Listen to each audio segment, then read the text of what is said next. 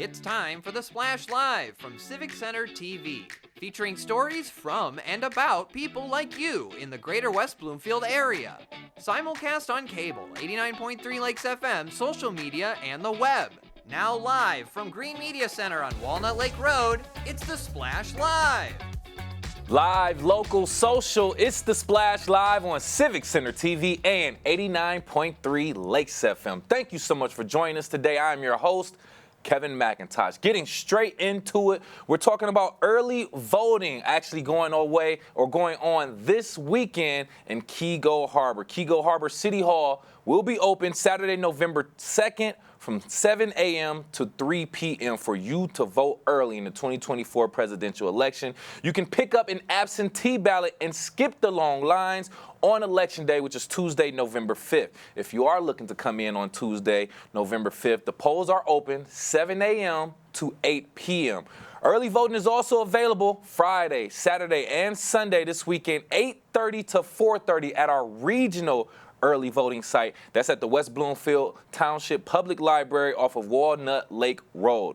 Also at the central early voting site at the Waterford Oaks Activity Center off of Watkins Lake Road, just as a reminder to you. So many different ways for you to vote. If you are not sure about early voting, absentee voting, or voting in general, just go to the website for the government, michigan.gov/vote, for more information regarding all of your voting options that you have. Speaking of voting, this is just another reminder that the main library is open for early voting, but on Election Day, it will be closed on Tuesday, November 5th. However, the West Acres branch will remain open for regular hours. The main library is currently serving as an early voting location, so if you are headed there, expect higher traffic and parking lot congestions now through Sunday, November 3rd. If you are visiting the main library, plan for some extra time, like we said, increased crowds as voters are all taking advantage of this early voting option that we have. If you want to find out more about what's going on at the library with their early voting, you can visit their Facebook, I should say, WBLIB on Facebook for more information. Now, if you are looking to vote and you don't have transportation, there's a great program made for you. SMART is making it easier for voters to get to the polls on Election Day by offering free rides across Oakland, Macomb, and Wayne counties. All SMART transit services, including fixed route buses, connector services, ADA paratransit, and Smart Flex. They will be available and free from midnight to 11:59 p.m. That's on Tuesday, November 5th. This is the second time that SMART has provided free rides on Election Day, showing their commitment to removing barriers for voters in our local community. For those who cannot make it on Election Day, remember, you can vote early until November 3rd or submit an absentee ballot until 8 p.m.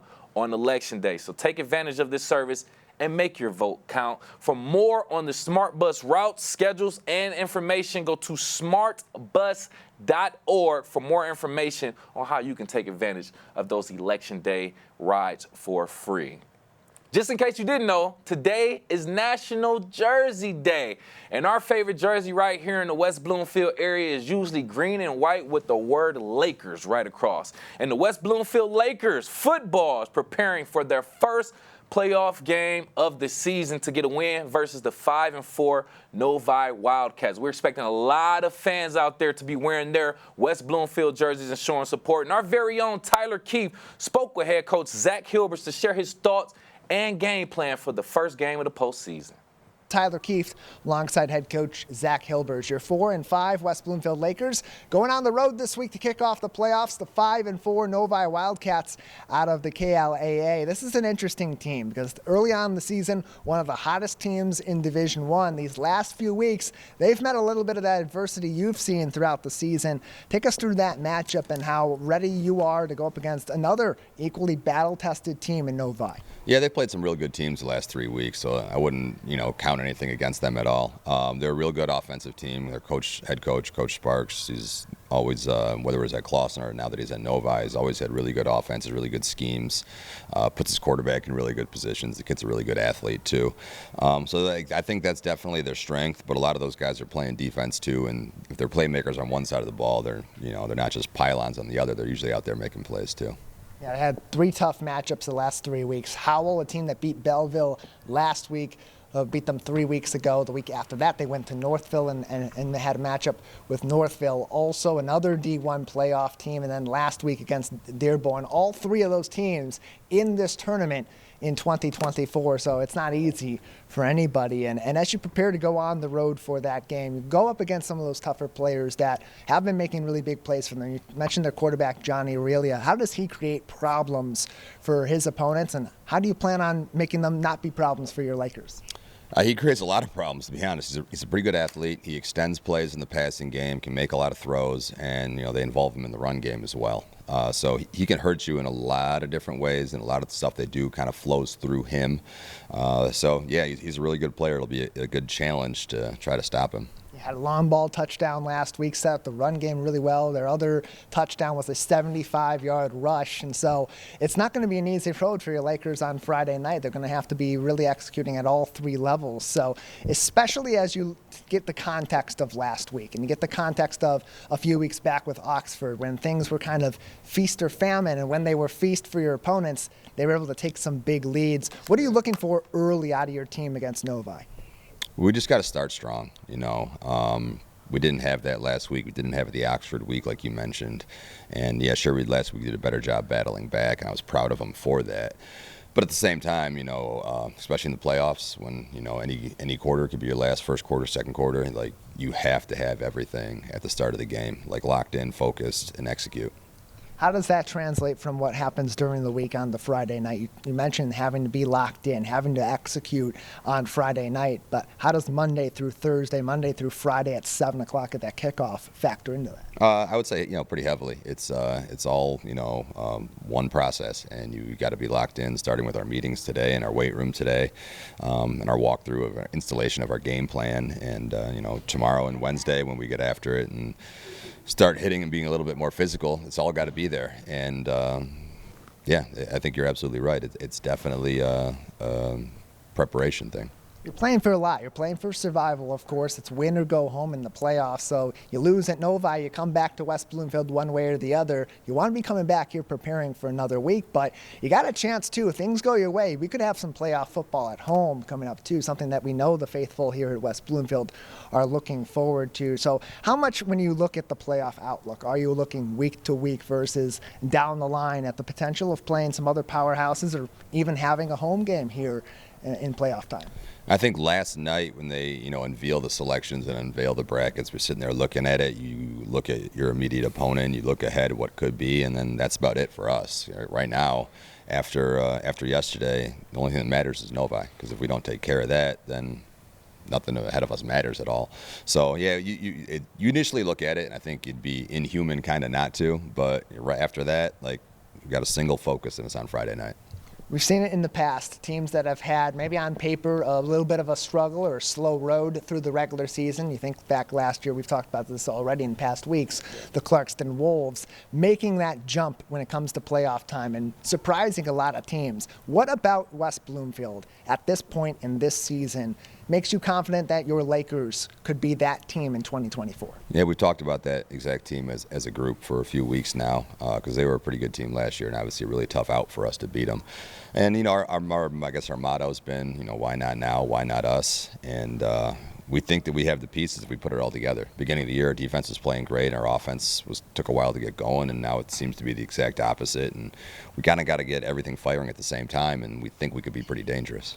The Lakers will begin that quest to be the danger in Division I Friday night against the Novi Wildcats. That will be a kickoff at 7 o'clock. We'll keep you updated on where you'll be able to find that game if you're not able to attend in Novi and cheer on your Lakers. CivicCenterTV.com/LakersSports. Coach, before we wrap things up and let you go today, your final thoughts as we head into playoff time and the excitement that is ahead with the Lakers potentially being able to make that run back to Ford Field and get over that hump that you just barely missed out on last year? Yeah. Last year we were a play away from the state title game, and I think I said it in the summer, but it's so hard just to get back to that point. So take every day for granted, every week for granted, because we obviously want this thing to be a little bit of a run, but that's on us to do our job this week and take care of business. And honestly, if you don't get excited about this time of year and this stuff, you're probably doing the wrong thing. So we are all locked in, pretty excited, ready to go.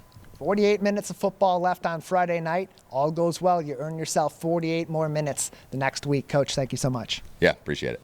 Great story, Tyler. We appreciate that. And our team, just to let you know ahead of time, will not be broadcasting tonight's game for the Lakers, but you can still follow along with them yourselves on our Lakers sports page, civiccentertv.com/LakerSports, which includes a link to the NFHS network where tonight's game will be streamed by Novi High School. Keep in mind, it's National Jersey Day, so if you can wear that Lakers jersey, go out there and represent. Good luck to our Lakers tonight. And this weekend, the Greater West Bloomfield will show its support for those who dedicated their service to our nation at the Heroes Appreciation Breakfast. Jake Schaff from our team had a chance to speak with one of the veterans who will be leading the dedication, Colonel Anthony Dennis, who will be the keynote speaker at this weekend's event.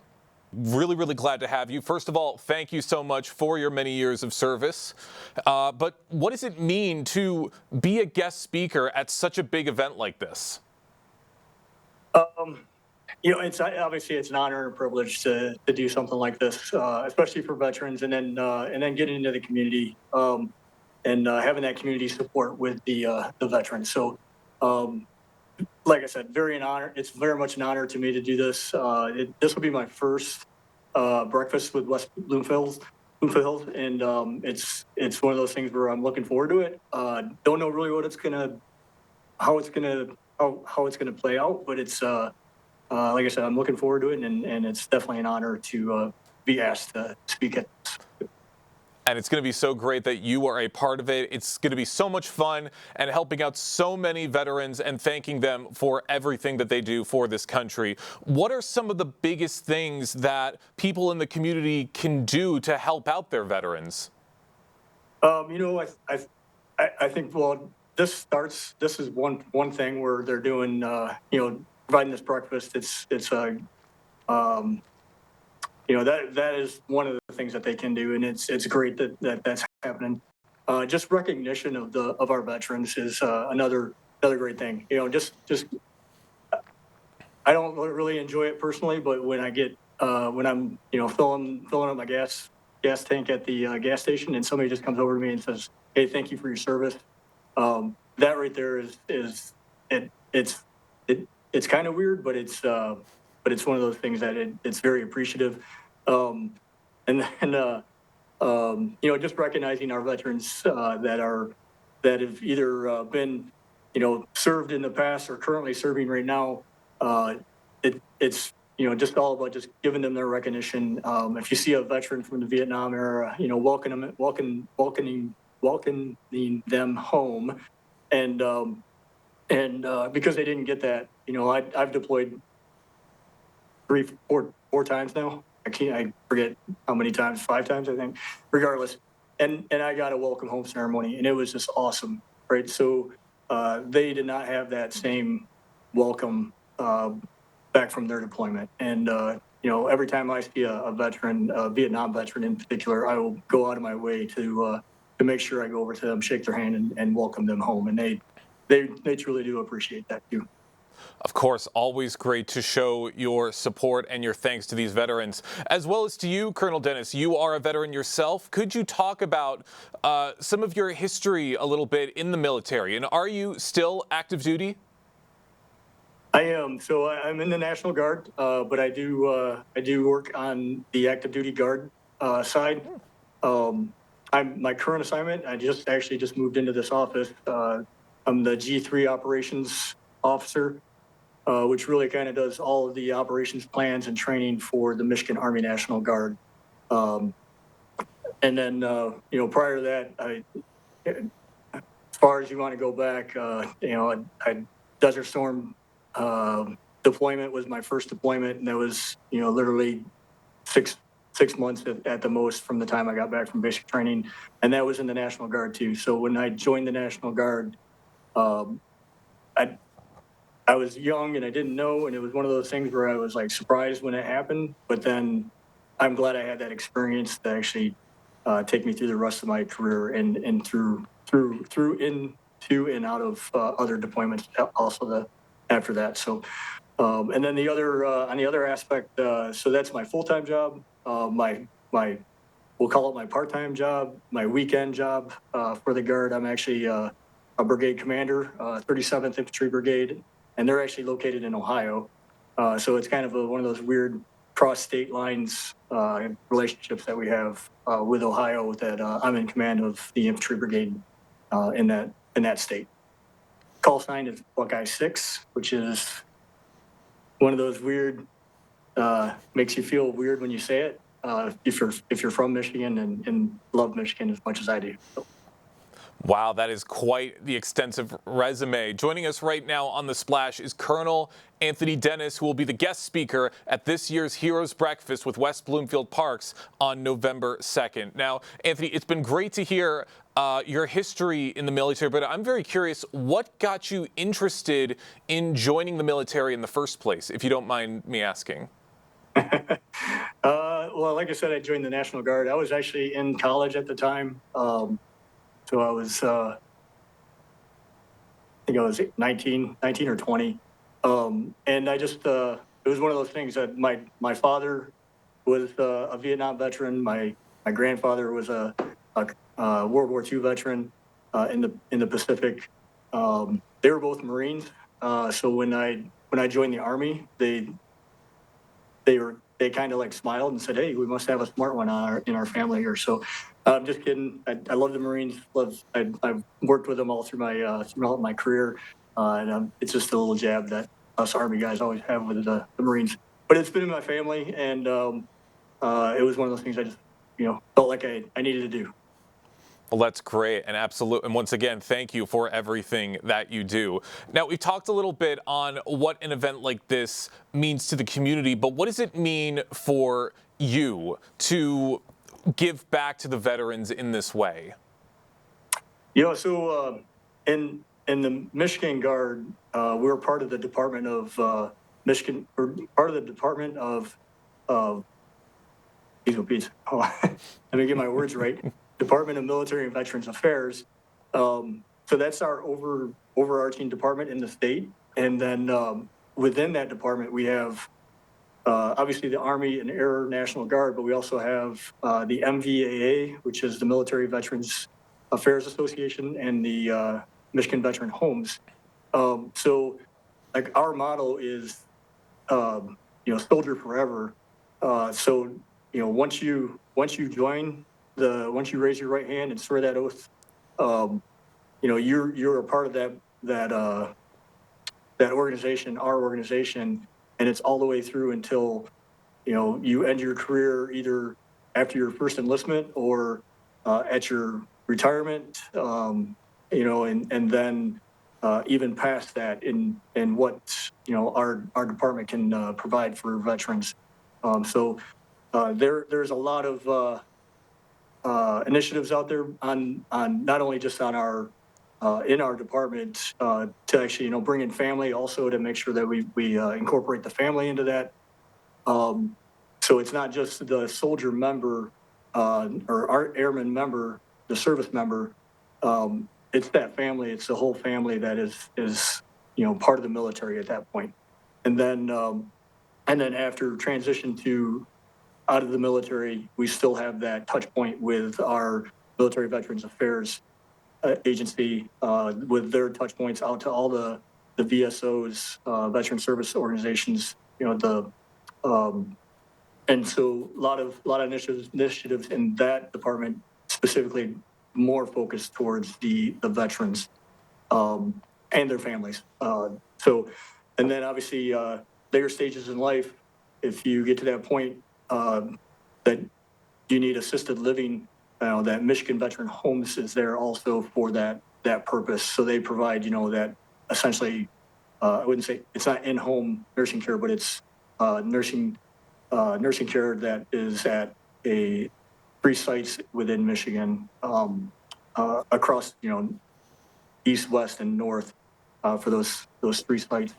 So it's all the way, literally, from cradle to grave, so to speak, and then just helping out those veterans. Those current veterans that are still in service, like myself, that are still in uniform, and then family members with them, and then also after service, and with their families too. It's absolutely right. It's important to reach out to any veterans, whether they are still serving or they have retired. And going into this a little bit more, Anthony, as you said, this is your first time being involved with the Heroes Breakfast. And I'm curious, what have been your thoughts in seeing the West Bloomfield community rally together to support the veterans in this way? Yeah, I didn't realize how big it was until our public affairs officer kind of gave me the brief on it, and I was really impressed on the community that comes together there, and that's we're part of that community also as the National Guard. So we live in that community, we work in that community.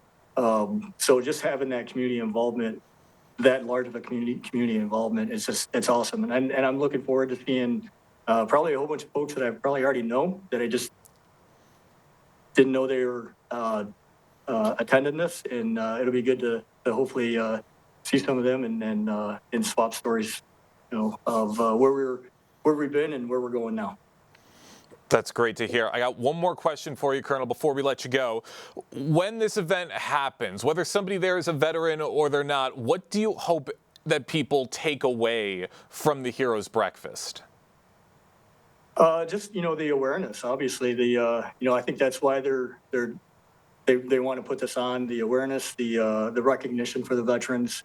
I think that's probably the main focus of that event, and I think that it's a great opportunity, for one thing, for veterans to get together. Like I was saying, like if I run into somebody that I know there, and I probably will, a good opportunity for them to come back together and see them, but then also to tell their stories to not only just their group, but to the community also. So we can have a shared understanding of what military life is and what the military can do for somebody's life. Can't wait to see all of these great things at this event. Guest speaker for the Heroes Appreciation Breakfast, Lieutenant Colonel Anthony Dennis. Thank you so much for your time today. Hey, thank you so much. I appreciate it. And go blue. He snuck that one in there.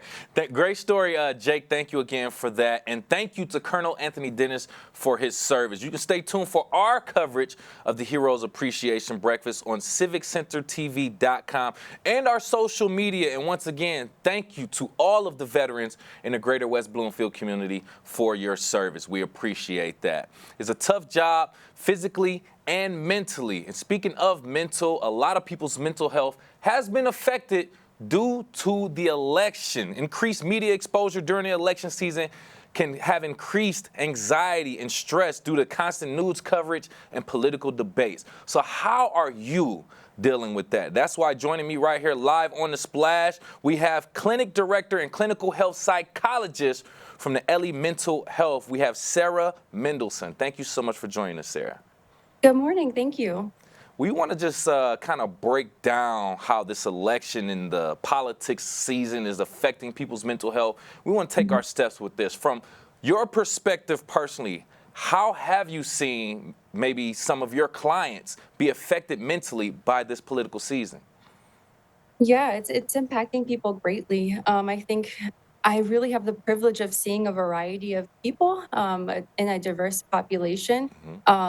So I get to see kind of like the deep thoughts and feelings that a lot of people are going through across, different parties. But I think some of the similarities I'm really noticing are people are afraid. People are really afraid at what the outcomes are and what the implications are for this election. And really, people are exhausted at this point. They're feeling bombarded by messaging and sometimes confused, unsure of what the other party or candidate's intentions are, what could happen. But also one of the encouraging things I'm noticing is that there seems to be a lot of shared hope people seem to want an end to this divisiveness. They want to come together and find more common ground. So, like I said, it's been a privilege to be in the mix to see what people are thinking on this. I think we have more similarities than differences. Yeah, yeah, and I think that's where we need to meet, that common ground area where we all have similarities and not these differences. We understand that this political or election season is not only just affecting our personal mental health, but it's also, let's be honest, it's affecting some relationships with friends and families and things of that nature. How can someone maintain a healthy relationship with their friends or families who may have different political views from them? Yeah, that's a big challenge. It's important to have boundaries, to know when you're kind of at your limit with some of these conversations, and to make a choice of, is it more important for me to maintain this relationship and kind of just put this aside and focus on the things that we have in common or the strengths that we have in our relationship, or do I really want to hammer in my point? And sometimes it's not worth it to get into that argument with people. So knowing where to set those boundaries and how to communicate anger and disagreement in healthy ways. And sometimes people need support with learning how to do that. Those are the top suggestions I would say. You know what? We I've heard a lot more often that people say we need to go back to the days where people kept their political opinion to themselves, and that's what kept everybody a little bit more happy and more civil and things of that nature. But we are where we are. With that being said, do you have any strategies that you recommend for people who are feeling overwhelmed by the constant election news cycle? Certainly. Yes, it's a difficult balance because you want to stay informed and you want to know what's going on and be a part of things. You want to feel like you're making an effort to make a difference, but there's a limit to that. So again, even setting your own personal boundaries. Sometimes people will set like digital breaks of, I take my 15, 30 minutes in the morning to catch up on things, and then I'm just trying to tune out for the day and catch up again at night. So setting those digital breaks. Another helpful thing that we're coming to learn is some people have chosen to go to reading their news only instead of consuming visual media. Although it's not pure, it's not like devoid of the manipulations and misinformation. It doesn't give us that same emotional intensity that we get from viewing media. So it can be helpful to just read the news. And then another thing is focusing on factors within your control. Um, what other things you can do. I'm a big fan of going back to the basics. So, am I sleeping enough? Am I eating well? Am I drinking water? Have I been kind of pulling back and neglecting my friendships, my social life, other hobbies and interests? There's this feeling that my life is on hold until this election is done. This anticipation I can't really move forward, and people are kind of losing track of the other things that are important in their lives. So back to basics. Yeah, no, I agree. And I'm one of those people too, I'm gonna be honest. I have been getting so many spam text messages, like Uh, five. Literally, as we speak, I just got another one. Oh my goodness. I cannot wait for November 6th so this can all yes. be over with. I'm one of those people. But join us right here live on The Splash, clinic director and clinical health psychologist from Ellie Mental Health, Sarah Mendelson, talking about how we can all better manage our mental health during this political and election season. Now, one question I want to ask, a lot of people are saying this is the most important election of all time. I've been alive long enough to hear that probably every 4 years. Do you see any real difference in pressures from this election than you've seen in other elections? Yeah, you're right. It's not like this is the first spicy election cycle. Politics is a theater. So this isn't new, but this has been quite an exciting plot. And I think that really this does stand out. It does have a difference compared to other elections. One of the things is there's been so much more buildup and anticipation compared to other election cycles. I mean, just in the past few months, we've had assassination attempts. We've had even like a change in primary candidate selection. So it's almost like watching a sports game, and in the past, or a big rivalry sports game, and in the last few minutes there's injuries, there's even a player being traded in the middle of the game, and it's just a lot of excitement. So I think that's amping up this sense of anticipation and uncertainty that we're feeling. And really there's fears about outcomes that seem Mm-hmm. significantly different than previous elections.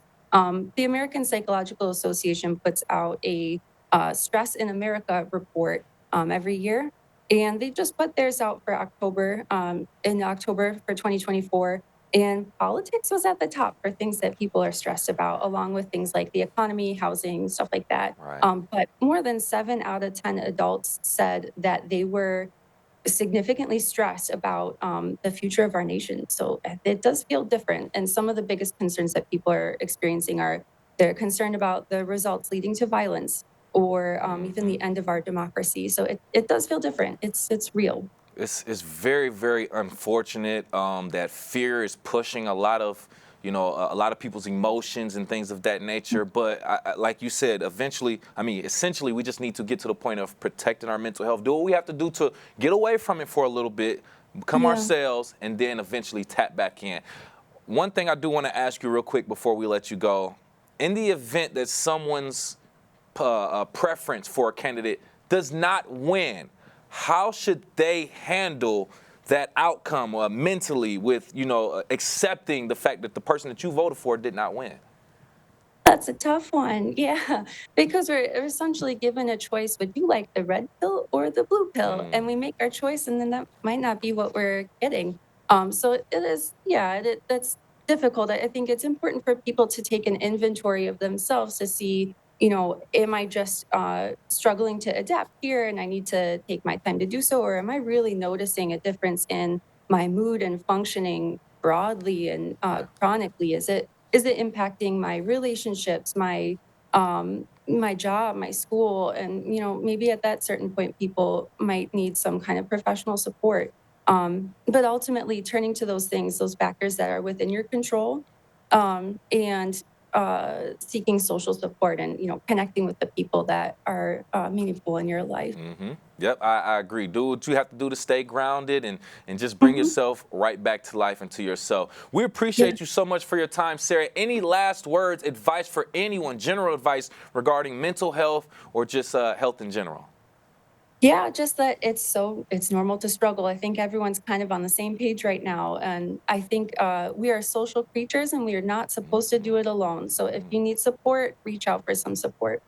That is a great point, actually. That was a great, great point. I'm so glad you said that. And thank you again for your time and your information. Once again, clinical health psychologist and clinic director for Ellie Mental Health, Sarah Mendelssohn. We appreciate you. Thank you. Absolutely. Great information for us all to kind of take in and take note to. Only worry about the things that you can control during this election season. It'll all be over soon. And we have more information, more resources to give you and provide you right here on Civic Center TV. We'll get into that soon. We are live, local, social. It's The Splash Live on Civic Center TV and 89.3 Lakes FM. We'll be right back with The Splash Live. Want to enjoy Civic Center TV on your social media? Find us on Instagram at Civic Center TV. Get notified when we upload one of our interviews, full episodes, and more. Thank you for watching and listening to Civic Center TV and 89.3 Lakes FM. Honor the many people who offer their lives for our freedom at the 2024 Heroes Appreciation Breakfast.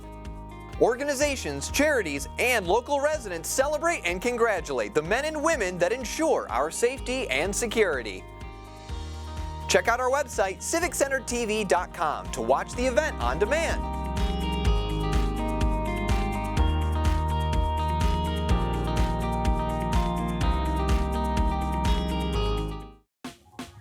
Last week, Brandon met a girl on a dating app. One day after work, he finally found the courage to ask her out. No answer. He started to panic. Was he being too pushy? Maybe it was too... Hey, sorry I didn't respond. I was driving. I would love to go on a date. How does tonight sound? Brandon tried to play it cool, but inside he knew. A girl so smart, so responsible. She must be a keeper. Good nutrition can help make sure you have enough iron, calcium, and vitamin C in your body, which can make it harder for lead to enter your bloodstream. Help protect your family from the harmful effects of lead.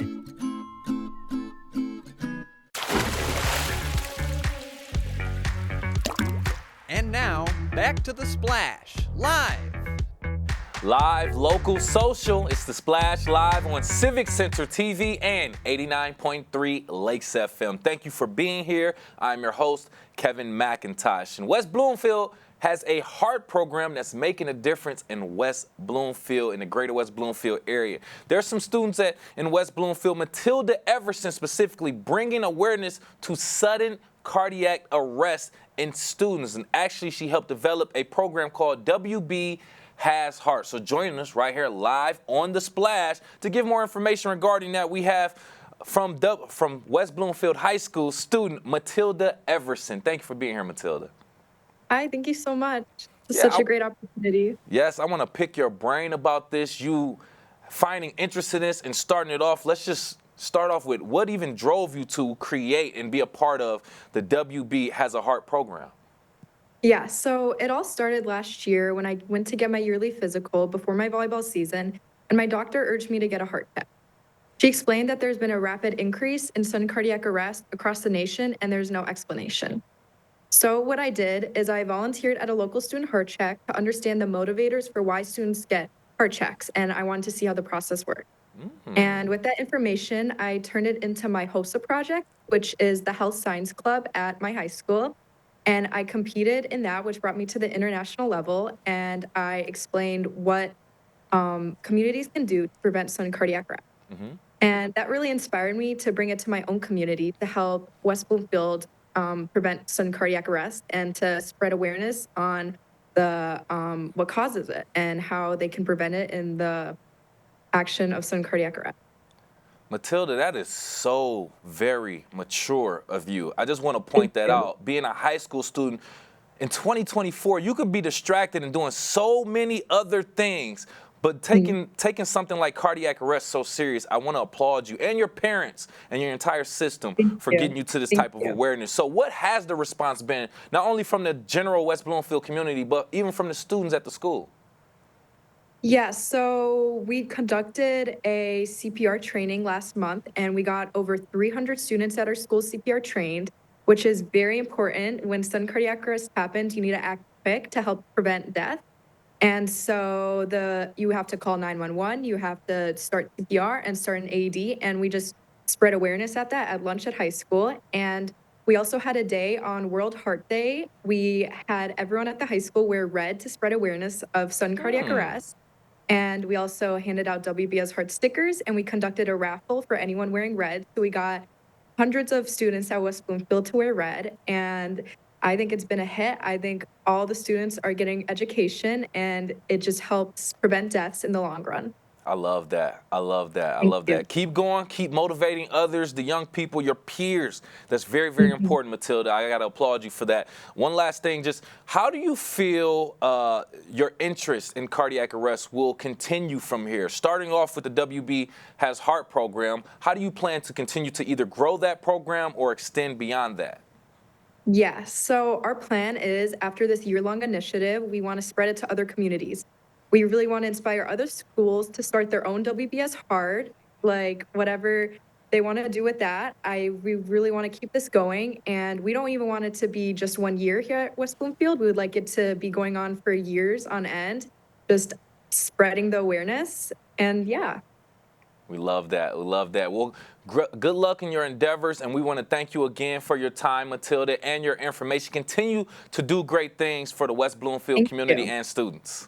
Thank you so much. Absolutely. And she actually, for World Restart a Heart Day on October 16th, Matilda Everson, along with other West Bloomfield juniors, Sophia Zolob and A. Marina Creco, partnered with Corwell Health and West Bloomfield Fire Department to train over 150 staff and students in hands-only CPR. In case you don't know, hands-only CPR actually helps in certain situations when people are experiencing cardiac arrest. So joining us right here live on The Splash, the other students, we have Sophia Zolob and A. Marina Creco joining us from West Bloomfield High School. Thank you both for being here. Hello. Hello. Thank you for having us. Thank you. Yes, yes. So I want to pick your brains a little bit about this too. We just spoke to Matilda. So starting off with you, Sophia, what made you become interested in joining WB Has Heart? Definitely. I thought it was a really good cause for the community. We really just wanted to spread awareness about heart health throughout the community and really get that awareness out there. And Matilda, she came up to me with this idea, and I really liked it. So yeah. Love that. Marina, you too, if you don't mind, give your what drove you to be part of this program. Yeah, of course. So once Matilda told me about this, I was very intrigued. And I think especially because heart health and heart issues runs in my family, this was something that I really wanted to do and something I was really interested in and something that I just wanted to spread awareness about. So I think this is great.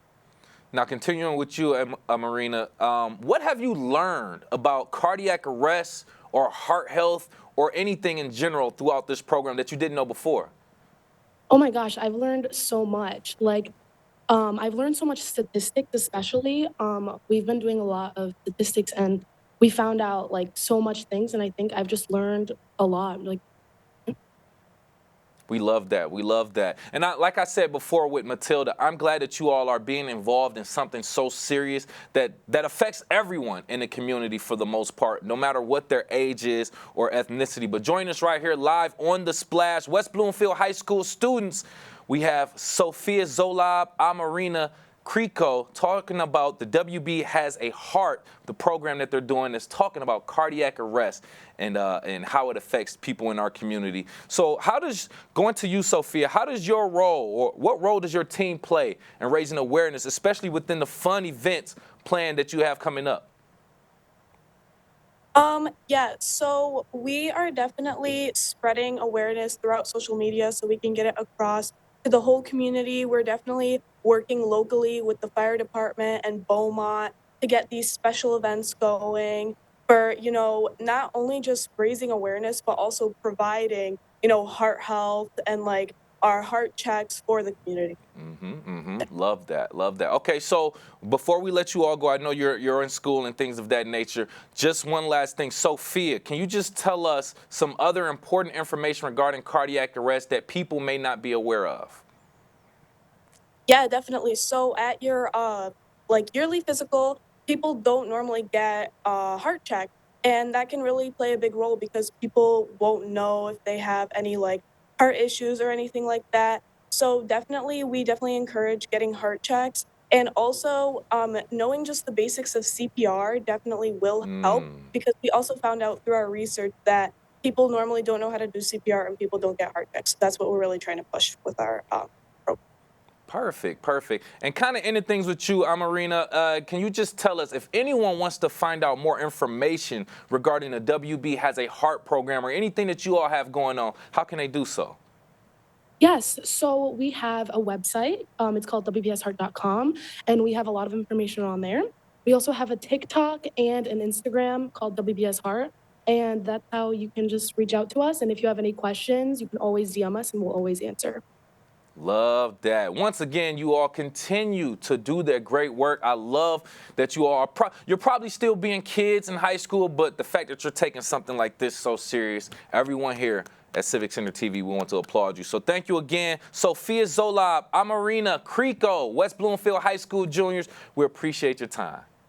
Thank you. Absolutely. Great work that they are doing, and I want to reiterate again, this comes from the support system, the teachers, the staff at West Bloomfield School District, and of course their parents doing a great job getting them to think about things of that nature. So WBHasHeart.com for more information in regards to the program that they are providing right here in our local community. If you're looking for a good pickup event right here locally, a mother-son dance is actually coming up very, very soon, hosted by WB Parks at the Glen Oaks Golf Club. There's a little bit more information regarding that, but joining us right here live to talk about that information and the event in itself from WB Parks, we have recreation programmer Crystal Smith. Thank you for being here, Crystal. Thanks for having me. Yeah, mother-son dance. What a very special relationship and moment to have with your mother and or your son. Can you just talk about what even inspired WB Parks to put this together and how it started and evolved? Yeah, absolutely. Our High Tops and High Heels event began back in 2018. So for 7 years, we've been bringing mothers and sons and community members together to enjoy a night out together with their special man. We've been proud to host the event at the Jewish Community Center and the Glen Oaks Golf Course over the course of the years. We've had many requests to hold the event at Glen Oaks Golf Course this year, and we look forward to returning to this fantastic venue. It's a wonderful opportunity to bring mothers and their sons together for an upscale evening of dinner and dancing. The event offers an opportunity for friends to enjoy a group outing and mingle with like-minded community members. Yes, love. And just in case, I know we skipped over it, just give out the details and the information regarding this event, the time, the date, location, registration fees, things of that nature. Sure thing. So our event is being held on Friday, November 22nd from 6 to 8 p.m. at Glen Oaks Golf Course. The registration cost is $40 for residents and $45 for non-residents, and each child and mother do have to register for this event. It's going to be a really wonderful evening. Our event features an interactive DJ, a balloon artist, a tattoo station. We'll have professional photography along with a selfie booth there, upscale dinner, buffet, and dessert. So we're looking forward to a fun-filled evening with everyone who's registered. Yeah. It seems like it's a lot that's going into it. It's not just a dance floor with a DJ. It's a little bit more into it. So can you just talk about other things that will be going on, or let's just talk about some of the sponsors and what they're bringing, other organizations, what they're bringing to this event? Sure thing. We have Goldfish sponsoring, Goldfish Swim School sponsoring our event this year. Portraits with Michelle will be there on site offering professional photography. Joel Tacey's Tip Top Entertainment will be on site hosting balloon twisting for those kids who just want something fun to bring home with them. And we'll be having DJ Dave on the dance floor doing a different variety of games and activities along with all of our favorite songs to dance to. Love that. Oh, man. I'm just thinking about my relationship with my mom and how special those types of things are. We'll talk about that in a minute. But with us right here live on The Splash, recreation programmer for WB Parks, Crystal Smith, talking about the upcoming Mother-Son Dance that'll be happening November 22nd at the Glen Oaks Golf Course, I should say. Can you just speak a little bit on the evolution of it a little bit more? Since you said this is the 7th year, I would imagine there's been some changes. So can you just talk about the feedback that you've gotten from the community over the years and how you all have adjusted since then? Absolutely. Over the course of the years, we've gone from themed dances to very open, generic dances that allow moms and sons to come dressed up in their finest casual or comfy gear. It's evolved in the sense of the different entertainers we have, the different community engagement that we bring to the table. So we've had fairy tale characters join us in the past at these dances. We've had different game stations, and this year we're excited to have our very own West Bloomfield photo booth and the professional photographer with Michelle. We're looking forward to the wonderful dinner that Glen Oaks is going to provide for the families. Should be a really wonderful evening. Love that. Let me tell you something. As we're sitting here talking, I don't know if you noticed, I'm just cheesing because I'm literally thinking about my mom as we're talking about this.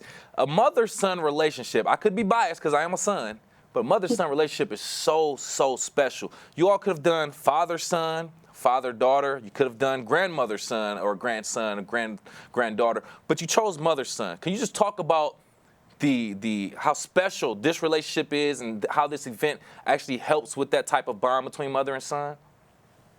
Absolutely. I believe that this event brings mothers and sons closer together, just so that they can enjoy a night out of dancing and games and dinner together. It brings them close together because they are having fun and they're looking forward to creating all these special memories and all the goodies they get to take home from the dance. We provide flowers on all of our tables so that the sons can give them to their moms once the dance is concluded. It's really special to see the smiles and the joy when the mom gets to see her little man growing up and dressing up and just having fun. And it's Oh. also a great opportunity for some of the moms to come together in the community and enjoy this program with their mom friends and their son's friends together. So it's really a great thing that we do here. Yes, it is. Yes, it is. Hi, Mom. I just wanted to say I love you, Mom. I just wanted to put that out there in case my mom is watching right now. And like you said, I would agree with that. Special relationship between the mother and the son. I mean, it's likewise saying father, son, father, daughter, mother, daughter, all the same. But we definitely appreciate this. Give out the details one more time. Anyone interested in the mother-son heels or high tops and high heels mother-son dance, how can they find out more, please? Absolutely. It's going to be held on November 22nd, Friday evening between 6 and 8. You can register through wbparks.org on our event page. It's going to be 40 for residents and 45 for non-residents. We are still accepting registration at this time, so I encourage any moms or mother figures to come on and join us at Glen Oaks Golf Course for just a wonderful special evening with their little man and build some memories and get some photos, dress up, have fun, enjoy dinner and dancing together.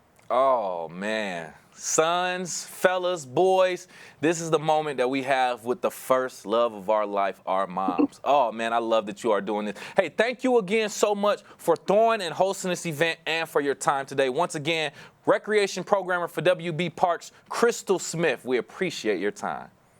Thank you so much. You guys have a wonderful day. You too, have a better one. We love stuff like that. Getting the opportunity to actually have an event with someone that you love so close and just continue to build that bond. We love that. For more information regarding that, visit the WB Parks website, wbparks.org for more information. We have a lot more to keep you updated with that's going on right here in the greater West Bloomfield community. We are live, local, social. It's The Splash Live on Civic Center TV and 89.3 Lakes FM. We'll be right back with The Splash Live.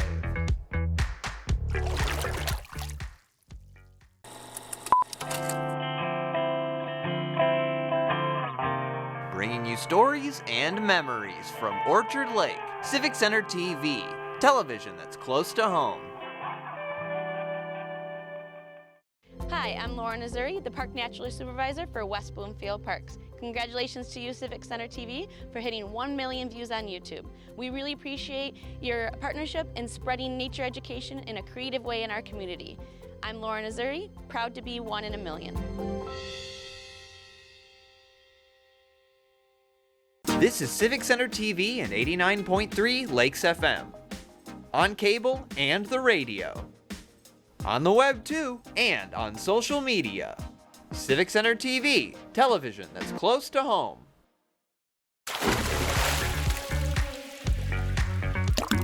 And now, back to The Splash, live.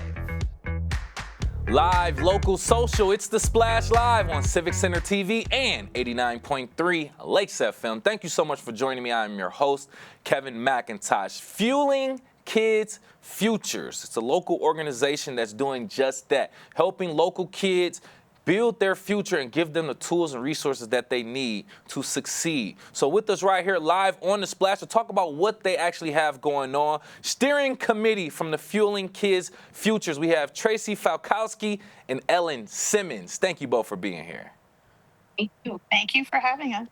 Yeah, so let's just start off real quick with the organization itself, Fueling Kids Futures. Very briefly, Tracy, can you just start off by talking about this organization and its mission? Yes, well, we do exactly what you said. Is we provide 6 meals to children for over the weekend. We work on strict donations. We have a big fundraiser coming up that is our main source of money so that we can purchase food. We have an agreement with Kroger Foods, and we purchase the food for them. And we have volunteers that help us pack every week. And then the bags get delivered to the schools and distributed to the students in need. Yes, doing exactly what you said, giving kids that essential meal nutrients that they need to have that brain power to continue throughout the day. Love that. So going over to you, Ellen, just briefly, we're talking about trivia night. Can we just talk about the details of this? The date, the location, registration, anything that's required? Sure. So trivia night will be Friday, November 8th. It's at St. George Greek Church, which is on Woodward, just north of Square Lake. It starts at 6, from 6 to 7:15. We'll be having dinner. And then from 7:30 on, we'll be having trivia. We have a lot of raffle items. We sell raffle tickets. We have our large raffle, which is $5 a raffle ticket, and people can select what items they would like to place their raffle tickets in. And we have all kinds of wonderful donations. We've got a huge liquor basket, which is always a big hit. We have Michigan State fan baskets. We have Laker basket. We have all kinds of wonderful donations there. And then we have a small raffle in between each round of trivia, which those tickets are $1 a piece, and people don't get to pick, but they're wonderful things as well. We've got gift cards to Bush's Market. We've got restaurants. A lot of the community comes in and helps us. They donate. We've got a lot of restaurants. We have Ellen's Bakery. We have Tony's Deli. We have Leo's, just a number of things. I love, anytime we're talking to someone who's doing things in the community, I love to ask, how are other organizations, businesses coming in and helping out? And you almost always hear that. It's a community effort. So I thank you for putting that out there, that it's other organizations and businesses that's coming together for this. With us right here, live on The Splash from Fueling Kids Futures, the steering committee, we're talking to Tracy Falkowski and Ellen Simmons about their upcoming Trivia Night fundraiser. So if I'm not mistaken, I'm seeing we have a theme, a TV theme trivia night. Tracy, can you just talk about this theme and how it was decided? So every year or summer, Kathy Shiko, who is also on the steering committee, she provides us with different categories from a website that we use that deals strictly with trivia. And we all just kind of review the questions, review the different categories to see what we feel will be best for this year. We try to do a different theme every year. So this year we chose TV, and it ranges all decades. So, pretty much any age, although this event is for adults, it spans a lot of years and decades so that everybody can answer the questions. Gotcha. And we go through 10 rounds of trivia, and we have a whole scoring committee, and we have a whole spreadsheet, and we have boards that we keep track of everybody and how they're doing throughout the night to make it kind of competitive and fun. Yeah, that competition, it'll make things a little bit more tense in there. It's all fun, friendly competition for a good cause, though. We love that. I love some trivia. Hey, Ellen, just getting to you real quick, talking about some things. Can you just talk a little bit about how the program actually ensures that the students actually get the meals and the things that they need in order to succeed? Sure.